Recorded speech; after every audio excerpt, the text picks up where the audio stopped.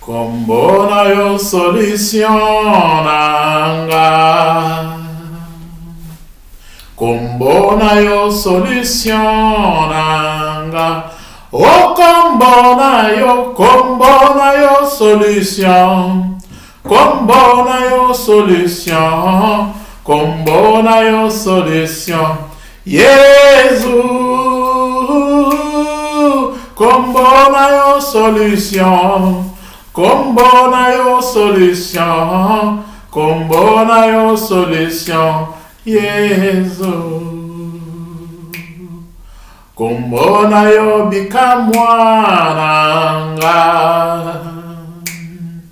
Kombo na yo bikamwananga. Oh kombo na yo bikamwa. Kombo na yo bikamwa. Kombo na yo bikamwa. Yesu. Kombo na yo bikamwa. Kombo na yo bikamwa. Kombo na yo bikamwa. Yesu. Comment ne pas te louer, Jésus? Pourquoi ne pas t'adorer, Jésus? Oh, pourquoi ne pas t'adorer? Pourquoi ne pas t'adorer? Pourquoi ne pas t'adorer? Jésus, pourquoi ne pas t'adorer? Pourquoi ne pas t'adorer? Pourquoi ne pas t'adorer? Jésus. Alléluia. Amen. Nous allons suivre un thème aujourd'hui.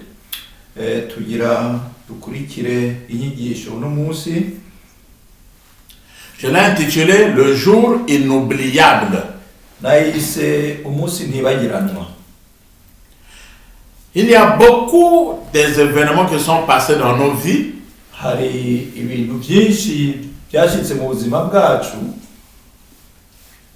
Et c'est souvent des événements auxquels nous n'avons pas oublié. Il y a des mauvaises choses et des bonnes choses. Mais nous prenons les bonnes choses. Nous allons lire le texte qui est dans l'évangile selon Luc.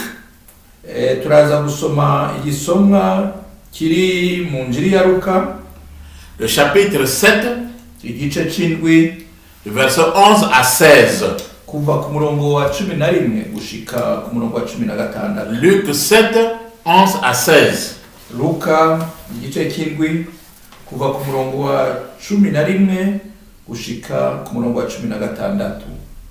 Amen. Amen. Ndasoma mu izina rya Yesu. Amen. Umutwe w'amajambo uravuga ngo Yesu azura umwana w'umupfakazi. Ndahera ku murongo wa 11. Haheze igihe gitoya aja mu gishagara citwa Naini. Abigishwa biwe n'ishengero rinini bajana nawe. Ashitse hafi y'irembo ry'igisagara haseruka abajanye mu byimba kuhamba. Yari kinege kandi nyina yari umupfakazi. Abantu benshi muri ico gisagara bari kumwe nawe. Umwami Yesu ababonye amutera akagongwe, aramubarira ati ntacurira. Yigira hafi y'inderuzo ayikorako, abari bayikoreye barahagarara. Aravuga ati muhungu ndakubariye nti vyuka. Uwari yapfuye aravyuka, aricara, atangura kuvuga. Yesu amuha nyina. Bose baterwa n'ubwoba, bahimbaza Imana bati uvugishwa n'Imana hambaye aserutse muri twebwe, kandi Imana igendeye abantu bayo. Nimwakire ijambo ry'Imana. Amen. Amen. Amen. Et je vais le dire en français. Le jour suivant, Jésus alla dans une ville appelée Naïn. Ses disciples appelé Naïn. Oui. Ses disciples et une grande foule faisaient route avec lui. Lorsqu'il fut près de la porte de la ville, voici, on portait en terre un mort, fils unique de sa mère, qui était veuve. Et il y avait avec elle beaucoup de gens de la ville. Le Seigneur, l'ayant vu, fut ému de compassion pour elle et lui dit, ne pleure pas. Il s'approcha et toucha le cercueil. Ceux qui le portaient s'arrêtèrent. Il dit, jeune homme, je te le dis, lève-toi. Et le mort s'assit et se mit à parler. Jésus le rendit à sa mère. Tous furent saisis de crainte.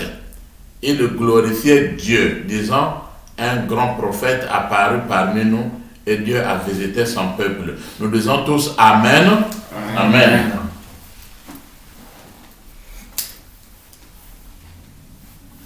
Un jour inoubliable. C'était un jour inoubliable et pour ce jeune et pour sa maman.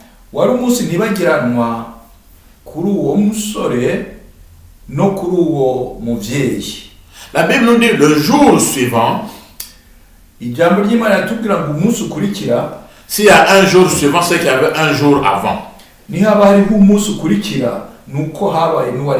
Alors avant, qu'est-ce qui s'était passé? Jésus venait d'opérer un miracle, c'est-à-dire le serviteur des centeniers. Le centenier était venu voir Jésus pour lui dire, mon serviteur est malade. Et Jésus-Christ avait dit seulement un mot, parce que le centenier avait dit, dis seulement un mot et mon serviteur sera guéri. umwami Imana yari yakijije umwana w'umugabisha kandi umugabisha yari yamubwiye ngo uvuge ijambo rimwe niba wewe uvuze ijambo rimwe umukozi wanje umusuku wanje aracakira. Il finit de faire ce miracle, voici un deuxième miracle qui se pointe, la résurrection de ce jeune.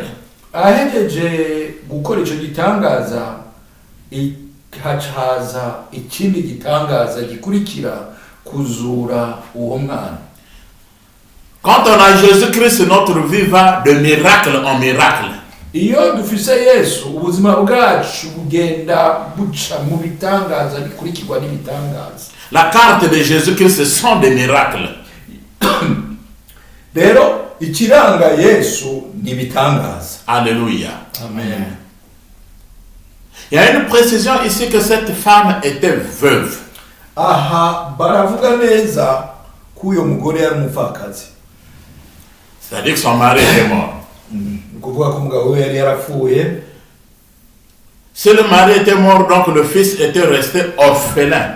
Niyaba umugabo yari yarapfuye nuko uwo mwana yari yinje mu bupfuvyi.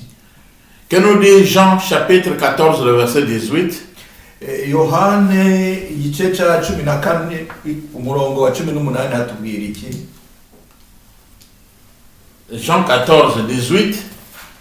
Yohane 14 umurongo wa 18. Turasoma Yohana ibice 14 ku murongo wa 18. Amen. Turasoma mu izina rya Yesu. Sinzabasiga nk'imfubyi ahubwo nzaza aho muri.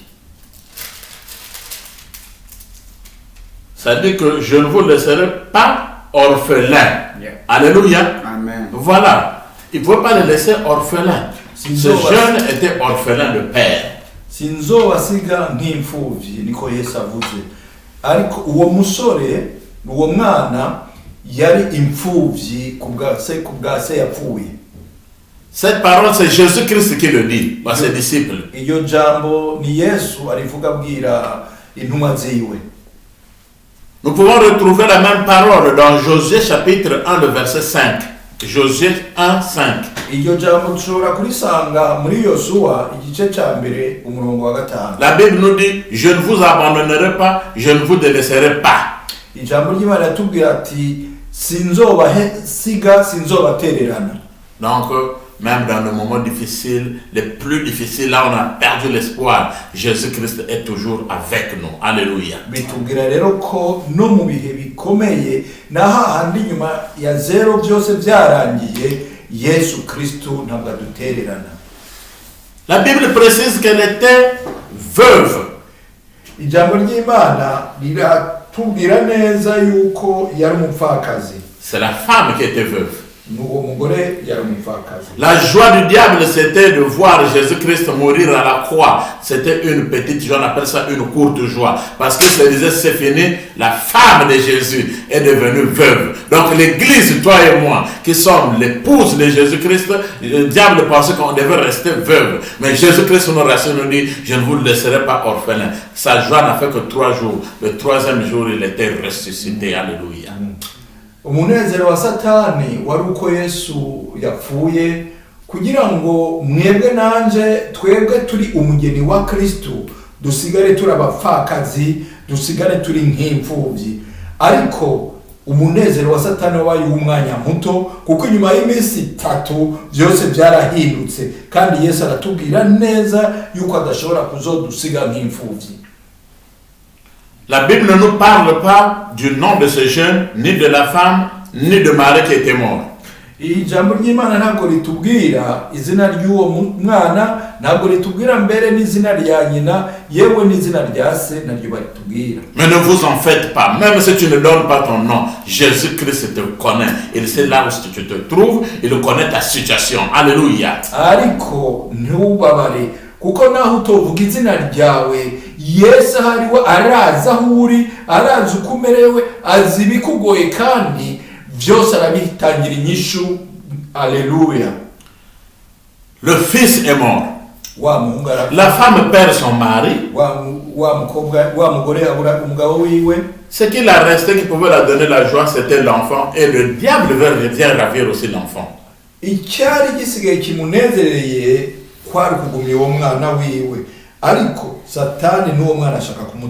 Vous voyez comment le diable travaille?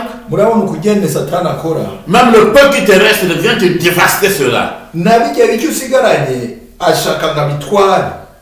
Oh, dans Joël chapitre 2 verset 24 à 27, muri Yoeli igice cya 2 kuva ku murongo wa 24 gushaka ku 27, la Bible dit que c'est Dieu qui dit, je vais vous restituer ce que les criquets et les sauterelles ont dévoré, ont dévasté. Ijambo ry'Imana tubwira Imana iravuga ngo nzobasubiza iby'inzige zariye, iby'inzige zatemaguye. Les criquets et les sauterelles sont confondus. On peut dire que c'est le diable qui est venu dévaster, arracher. Mais Jésus-Christ dit, je vais vous le restituer. Donc il va nous les remettre. Rero izo nzige twozigereranya na Satani, ariko nabone Yesu aratubwira ati ndaje ivyo Satani yatwaye yononye ndabibasubize. Le jeune est mort. Wa mwana arapfa. Pour les gens c'était fini, pour cette maman c'était une fin.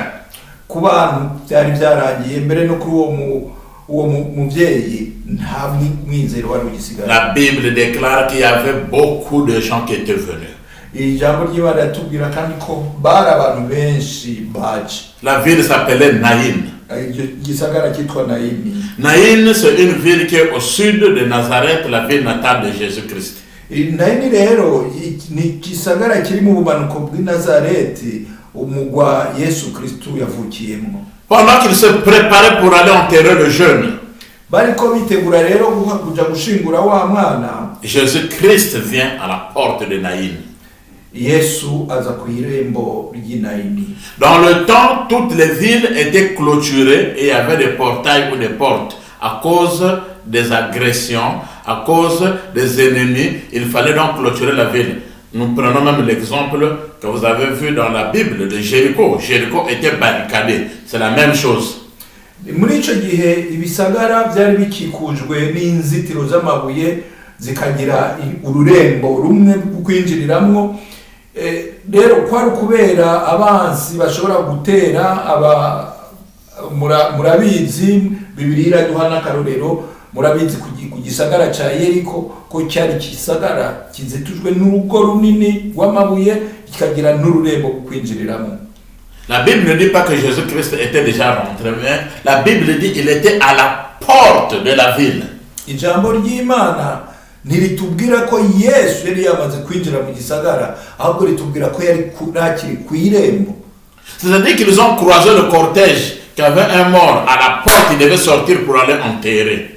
Mu yandi majambo bisigura yuko bahuriye mu irembo bo basohokana wa mwana yapfuye baja guhamba. Or le psaume 23, le verset 4, ariko muri Zaburi 23 umurongo wa 4, le psalmiste David a dit que même si je suis à l'ombre de la mort, je n'aurai peur de rien. umukozi w'Imana Dawidi aratubwira ngo naho nzoba ndi mu gicucu c'urupfu nta bwoba nzogira. Sa houlette et son bâton me rassurent. ubutware bw'iyo n'inkoni yiwe nibyo bindemesha. Ils étaient prêts à aller enterrer. Jésus-Christ arrive. C'est celui qui arrive le dernier dans ta situation. bari bagiye guhamba byarangiye, ariko Yesu arahaseruka. Ni nawe aseruka ca gihe ibyawe byabaye nabi. Même quand tu penses que ta situation est finie, c'est fini pour toi. Ah non, Jésus-Christ a toujours le dernier mot à dire. naho ubona umenga byose byarangiye, hamwe wahebuye bose bahebuye ngo byaheze, ariko menya ko Yesu Kristo ari wagifise ijambo ryanyu. Beaucoup de gens avaient entouré cette femme. Tous pleuraient. abantu benshi bari bakikuje wa mugore, bose bariko bararira. Mais est-ce que tous ceux qui pleuraient avaient vraiment un sentiment et avaient de l'amertume? Tous ceux qui nous entourent là, dans des moments difficiles, ils ne viennent pas aussi pour te soutenir. Il y a de ceux qui viennent pour t'assister, oui, mais il y a de ceux qui viennent aussi pour se moquer de toi. none abo bose bari bamukikuje nuko bari bamugiriye impuhwe canke bari bamubabaye? Oya, iyo turi mu bihe bikomeye, ibihe bihambaye, hariho abaza badushigikiye n'abandi baza kuraba baryana inzara. La femme qui souffrait de perte de sang avait touché la robe de Jésus. wa mugore yaragwaye ubutinyanka yari yakoze ku buyonga bw'impuzu bwa Yesu. La fille de Jairus était partie chercher Jésus lui-même. umukobwa wa Darius, na Darius yari yagiye kurondera Yesu bwiwe. Mais quant à cette femme, elle n'a pas appelé Jésus-Christ. Elle n'a pas crié vers Jésus-Christ. Mais c'est Jésus-Christ qui a eu pitié, compassion d'elle. ariko k'uyu mugore ntabwo yigeze aza kurondera Yesu, ntabwo yewe yigeze asemerera ahamagara Yesu, ahubwo ni Yesu yagize umubabaro, yagize agahinda ku byibaye kuri uwo. Dans la ville, tous pleuraient. muri icyo gisagara bose bariko bararira. Mais qu'est-ce qui a attiré l'attention de Jésus-Christ? none ni kihe cyakweze Yesu kugira agira ku gahinda? Ce sont les pleurs de cette femme. n'amarira ya wa mugore. Ça veut dire que cette femme pleurait d'une manière autre que les autres, parce que c'est elle qui était concernée. bisigura yuko uwo mugore ukurira kwiwe kwari gutandukanye kukurira kw'abandi, kuko niwe byose byari biguyeko. Celui qui est concerné par la situation, c'est celui qui doit faire ses efforts d'abord personnels. uwo rero uri mu kibazo bwiwe niwe ategerezwa gushiramo imbaraga nyinshi gusumba abandi. Ses pleurs étaient différentes des pleurs des autres. amarira yiwe yaratandukanye n'amarira y'abandi. C'est pour cela qu'il avait attiré l'attention de Jésus-Christ, le Seigneur des Seigneurs. ni naco gituma byatumye Yesu agira impuhwe, umwami w'abantu. Jésus-Christ l'a regardé Yesu aramuraba et dit, femme, amubwira ati mugore ne pleure plus. reka kurira. Combien de personnes pleurent dans leur maison? Combien de personnes pleurent pour leur situation? Ils cherchent même qui peuvent venir en aide, lesquels peuvent les secourir. Il n'y a que Jésus-Christ de Nazareth qui peut avoir compassion de toi, quand même tout le monde peut te fuir. ni bangahe bariko bararira mu mazu yabo? ni bangahe bababajwe n'ivyo barimwo? ni bangahe bariko baraboroga bati tworonke udutabara? ariko ndababwiza ukuri ko ni Yesu wenyene niwe afise ibisubizo, niwe wenyene ashobora kuza kugutabara na ca gihe byose byananiranye. Si vous prenez l'exemple des gens qui souffrent de coronavirus aujourd'hui dans les hôpitaux, leur famille ne peut pas les assister. Mais Jésus-Christ est là. Toi qui me suis, même si tu as atteint le coronavirus, quelle que soit la maladie, crois que Jésus-Christ est capable de te guérir à l'instant même. Ni benshi muri kano kanya bagwaye corona kandi bari mu bitaro. Imiryango yabo ntishobora kuhashika ngo ibashigikire. Ni Yesu wenyene ubwiwe ababona afite ico yomamarira. Nawe ndakubwira muri kano kanya uko biri kose, aho uri hose, uko bimeze kose, ni Yesu wenyene ashobora kukugira ico kumariye mu gihe abandi bose ataco bashobora.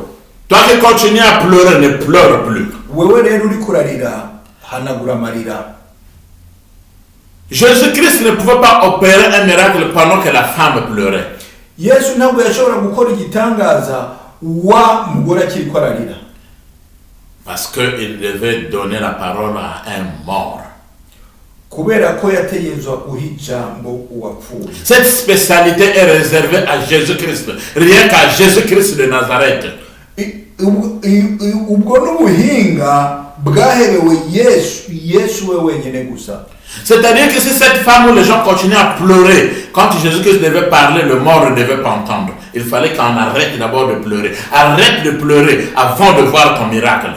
Iyo rero abantu bakomeza kurira no gusakuza, ntabwo wa undi yapfuye ari kumva ijwi rya Yesu. Rero babanje gukora baratuza, Yesu abwira wa undi yapfuye. Nawe ndakubwira we uri kurarira, banzu hagarike kurira uko Yesu aracari ku ngoma. Oui, pourquoi? C'est parce que c'est la parole qui devait sortir. Or, Jésus-Christ est la parole. Vous allez constater même dans l'église, le diable n'aime pas qu'on prêche la parole de Dieu. Et quand on commence à prêcher la parole de Dieu, les enfants commencent à pleurer. Waouh, waouh, waouh. Quand la parole de Dieu finit, les enfants se taisent. C'est le diable. Voilà pourquoi Jésus-Christ ne voulait pas que la femme continue à pleurer. Ou continue de pleurer. Rero, byari jambo ateyezwa kubwira uwapfuye, kandi Yesu niwe jambo. Muzona bibona n'iki gihe ijambo ry'Imana ritanguye, Satani akubitira abana kurira, akubitira abantu kugira induru, ariko ijambo ryahera byose bigasubira bigatuza. Ni Satani agwanya ijambo. Ni naco gituma Yesu rero yabanje gutegeka abantu kubanza hagarika kurira, akabituze kugira avugishe wa undi yapfuye. Ce qui me plaît dans cette histoire, c'est qu'il y a eu croisement de deux cortèges. Le cortège de la mort et le cortège de la vie. Ikindyohera muri iyi nkuru nuko hahuye imigwi y'abantu ibiri kandi minini. Umugwi w'abantu munini uzanye uwapfuye, n'umugwi w'abantu munini uzanye ubuzima. Oh, le mort venait. Mais Jésus-Christ, la parole nous dit qu'il est le chemin, la vérité et la vie. Donc c'est la vie qui venait, qui a croisé la mort. Et le mort, où la mort ne veut plus avoir encore de résistance ou de force devant la vie, le jeune doit être ressuscité. C'est normal. Rero urupfu rwaraje, ariko ijambo riratubwira ko Yesu ariwe kuri n'inzira n'ubugingo. Rero ubugingo bumaze kuza bwahaye ubuzima bwe wa undi yapfuye, byose birahinduka. Birumvikana cyane kuko Yesu Kristo ni watanga ubuzima. Qu'est-ce qui est mort en toi? Même si ton ministère était mort, tes affaires sont mortes, ta vie est morte, ta santé est morte, tes finances sont mortes. Oh, crois en celui qui a la vie et qui est la vie, Jésus-Christ de Nazareth, qui le ressuscite tout ce qui était mort en toi. Alléluia. Rero ntugire ubwoba, ntunatinye, kubera yuko Yesu ni watanga ubuzima. Naho hoba muri wewe atabyizigiro, ubuzima bwawe bwarapfuye, mu mwuka bwarapfuye, mu magara bwarapfuye, mu butunzi bwarapfuye, reka bwarapfuye mu buryo bwose bushoboka. Yesu afite ubuzima kandi niwe buzima. Rero izere watanga ubuzima, izere wari buzima, kugira ngo nawe byose bihinduke mu buzima. Alléluia. Amen. Les deux cortèges se croisent. Rero ya migwi ibiri irahura. Jésus-Christ, Yesu, il arrête le cortège de la mort. ahagarika Il touche le cercueil. Akora ku isanduku. Suivez bien, il n'a pas touché le mort, il a seulement touché le cercueil. mukurikire neza ntabwo yigeze akora kuri wa wundi yapfuye ahubwo yakoze kuri rya Et sanga il a parlé aux morts. hanyuma abwira uwapfuye. Même le médecin ne peut pas parler aux morts. n'umuganga ntabwo ashobora kuvugisha uwapfuye. Tu peux perdre ton fils, ta fille, ta femme, ton mari, tout ce que nous parlons à la dernière minute là quand la personne est morte. Le mort ne nous écoute pas. Mais celui qui a la clé du séjour de mort, c'est lui Jésus-Christ, la résurrection. Quand il parle aux morts, le mort l'écoute. Amen. rero ushobora kubura uwawe iyo wamaze kumubura, iyo yamaze gupfa ibyo uvuga byose ntaza kumva. ufise ubushobozi bwo kubwira uwapfuye akumva ni wa wundi afise urufunguruzo rw'uburuhukiro bw'abapfuye ari we Yesu Kristo w'i Nazareti. Alléluia. Amen. C'est celui la résurrection. ni we zuka. N'est-ce pas qu'il avait parlé à Lazare? ntabwo yavugishije Lazaro. Lazare était mort. Lazaro yari Lazare avait entendu le ariko Lazaro yarumvise et il a été ressuscité. kandi arazuka. Il a parlé à la fille de Jairus, sors, lève-toi. Et la fille de Jairus s'est levée. Elle était ressuscitée. kandi yarabwiye n'umukobwa wa Darius haguruka hagarara, kandi umukobwa wa Darius yaramwumvise arahaguruka asubizwa ubuzima. N'est-ce pas que Jésus-Christ est allé même jusque dans le séjour des morts quand l'avant enseveli? La Bible dit que là-bas il est allé prêcher aux morts quand il a été ressuscité. Les morts ont ressuscité avec Jésus-Christ ensemble. ntituzi neza ko Yesu yanagiye mu buruhukiro bw'abapfuye hariya ko, kandi ijambo ry'Imana tubwira ko muri irya minsi yamazeyo yariko arabigisha, yariko arabakangurira ubutumwa. igihe kigeze cyo kuzuka yazukanye nabo. C'est la spécialité de Jésus-Christ. ubwo rero ni ubuhinga bwihariye bwa Yesu Kristo. Personne dans le monde ne peut le faire. nta n'undi muntu, Ni un magicien, ni un féticheur, ni un docteur, n'umuganga, n'importe qui ne peut pas le faire. uwo ari we wese Sauf ntabyo le Seigneur des Seigneurs, ariko umwami le w'abami, roi des rois, umwami w'abami, Jésus-Christ de Nazareth. Yesu w'i Nazareti. Il dit à la femme, femme ne pleure pas. abwira wa mugore ati mugore reka kurira. Et la femme avait écouté. wa mugore yaramwumviye. Jésus-Christ dit au jeune homme, lève-toi. abwira na wa musore ati mwana byuka. Est-ce que Jésus-Christ avait dit jeune homme ressuscite? Il n'a pas dit ressuscite-toi, il a seulement dit lève-toi. ntabwo yabwiye wa mwana ngo zuka, yamubwiye ati haguruka. Même au temps de Lazare, quand Lazare était mort, il a dit Lazare n'est pas mort, mais il dort. Jésus-Christ minimise. Ce qui est grand problème chez toi, chez Jésus-Christ, c'est un petit problème. Alléluia. rero no ku gihe cya Lazaro ntabwo yamubwiye ngo zuka, yamubwiye ngo vyuka. rero icyo wewe ubona ari kinini, wowe ukibona ko kiremereye, kuri Yesu n'akantu gato. Alléluia. Amen. Alléluia. Amen.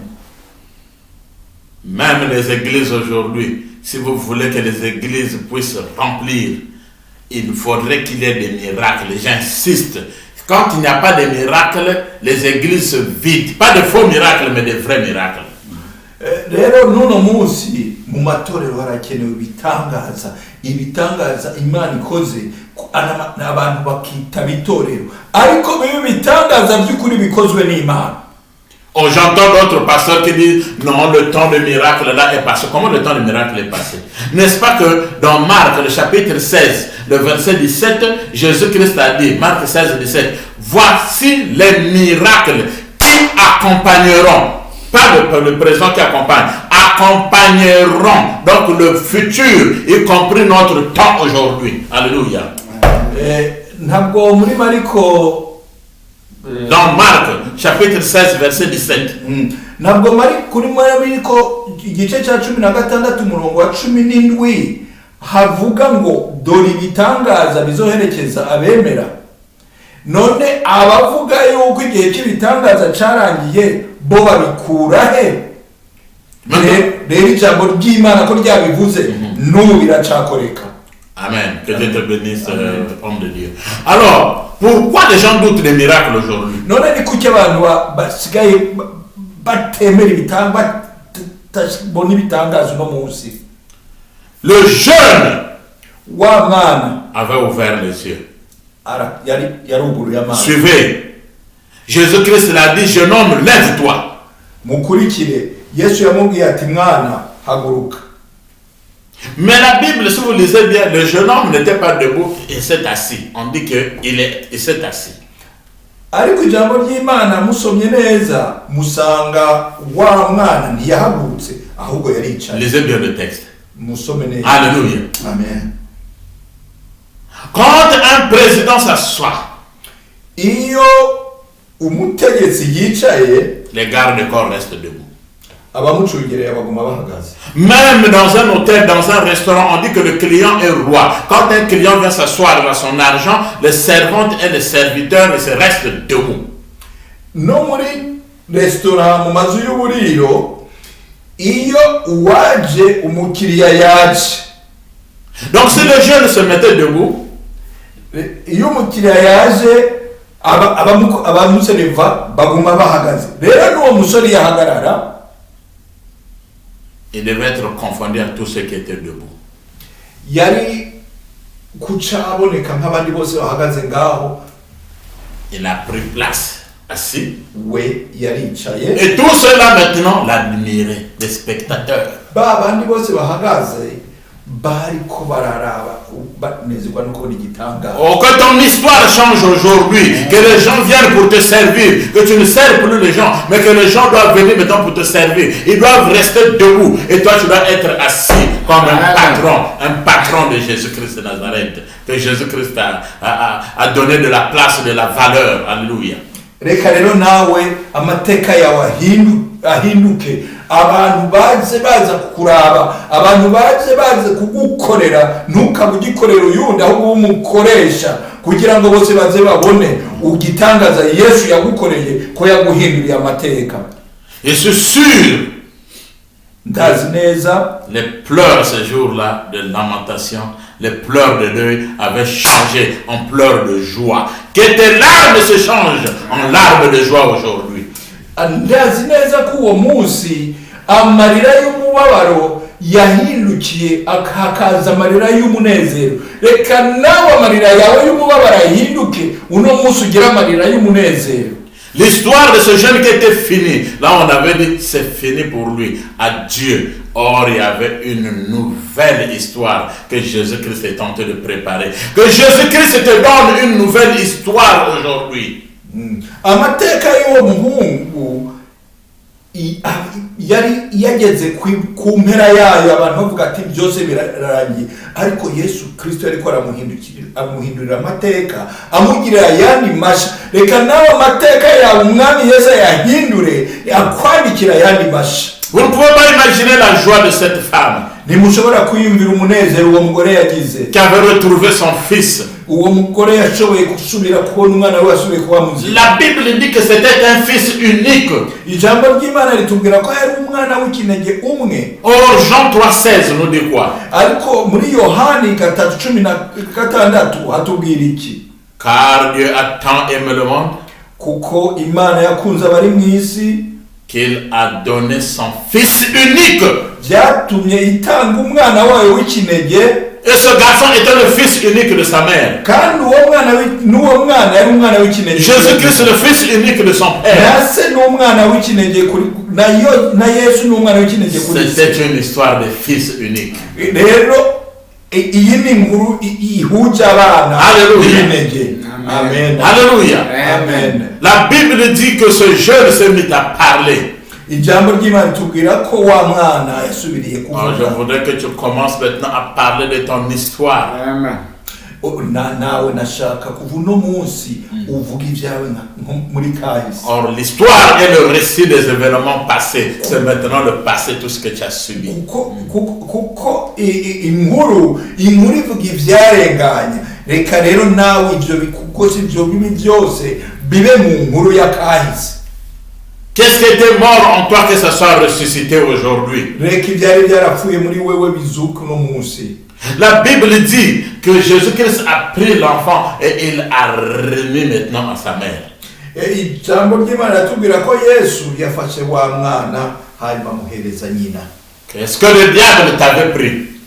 ni igiki satani yari yarakunyaze Oh, que Jésus-Christ puisse te remettre ta dignité aujourd'hui. kugira ngo umwami Yesu agusubize bwa munezero wawe kwa kubaho kwawe, Qui te remette la joie et la paix que tu avais perdu, qui te le remette aujourd'hui. agusubize umunezero n'amahoro wari warabuze, reka ubyakire uno muntu. Que Jésus-Christ te remette ton ministère aujourd'hui. Reka Yesu agusubize agakiza kawe uno munsi. Qu'il te remette la joie de vivre aujourd'hui. Reka agusubize umunezero wo kubaho uno munsi. Qu'il te remette l'argent aujourd'hui. Agusubize amafaranga uno munsi. Les activités qui ne marchaient plus, les affaires qui ne marchaient plus, que cela soit ressuscité, qu'il te le remette aujourd'hui. Reka bya bikorwa wakora rwadandaza wakora bitari bikigenda, reka bizure abigusubiza uno munsi. Oh, la femme avait pris l'enfant, ils sont repartis à la maison. Le cercueil était devenu